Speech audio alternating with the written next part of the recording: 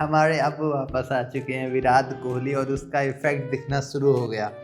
1,75,000 ticket सिर्फ 13 दिन पहले पर्थ ओडीआई के सारा सोल्ड हो गया। 1,75,000 टिकट, वो भी 15 मिनट के अंदर।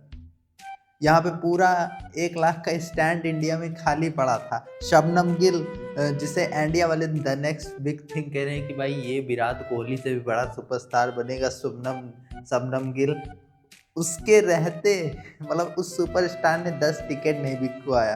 वहीं विराट कोहली के आने के बाद 10 मिनट में 1,75,000 टिकट बिक गया, पूरा सोल्ड आउट। ऊपर से वहां के गधों को लगा कि विराट कोहली T20 भी खेलेंगे, T20 का भी टिकट लगभग बिक गया। तो ये है विराट कोहली की पॉपुलैरिटी। वही एक हमारा घंटा है, shit, Bob ji the king. Bob ji the king, तुम एक सिंगर, जो क्रिकेटर जो कि सिंगर बन चुका है, उससे भी 10 टिकट नहीं बिकता। अब बताओ, अब बीसीसीआई का क्या फ्यूचर है? अगर बीसीसीआई को ओडीआई क्रिकेट को बचाना है तो विराट कोहली को खिलाना पड़ेगा।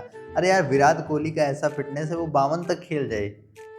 युवराज सिंह के पिता कहते हैं कि विराट कोहली 52 साल तक खेल सकता है, उसका ऐसा फिटनेस है, बस आई लेवल कमजोर हो जाएगा। एमएसटी 44 में इतना फिट है, एमएसटी को अभी आप T20 खिला सकते हो। कौन सा फिनिशर एमएसटी से तगड़ा आईपीएल में आप पा गए?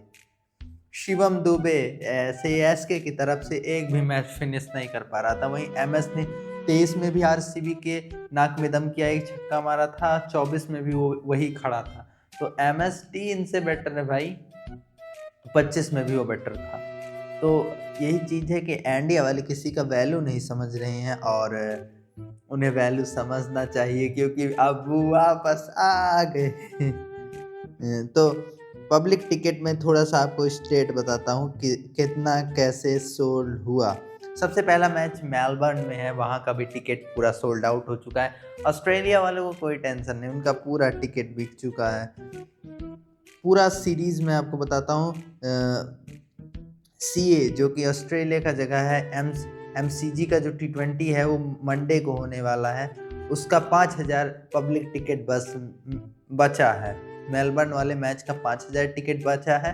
वहीं पूरे ओडीआई सीरीज का टिकट सोल्ड हो चुका है। अब यहाँ पे मुझे सबसे ज़्यादा हो रही है कि अभिषेक शर्मा के लिए ये बहुत तगड़ा सीरीज होगा कि वो द नेक्स्ट बिग और बार कप्तान बनने वाले शुभमन गिल, हमारे ओडीआई कैप्टन है। विराट कोहली, रोहित शर्मा की वापसी हुई। रोहित शर्मा इस बार एज अ कैप्टन नहीं खेलने वाले, क्योंकि बीसीसीआई और गंभीर अजित अगरकर ने रोहित को कैप्टनसी से हटा दिया। सीधी सी बात है, इन लोगों को पॉलिटिक्स करना है।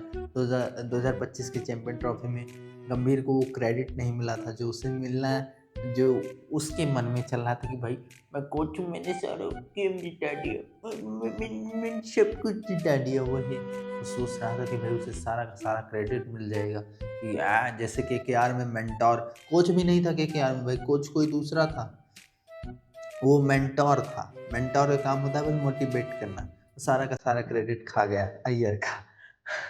कोच इंडिया का बन गया। मतलब असल में अगर कोच बना तो भाई केकेआर के कोच बनाते।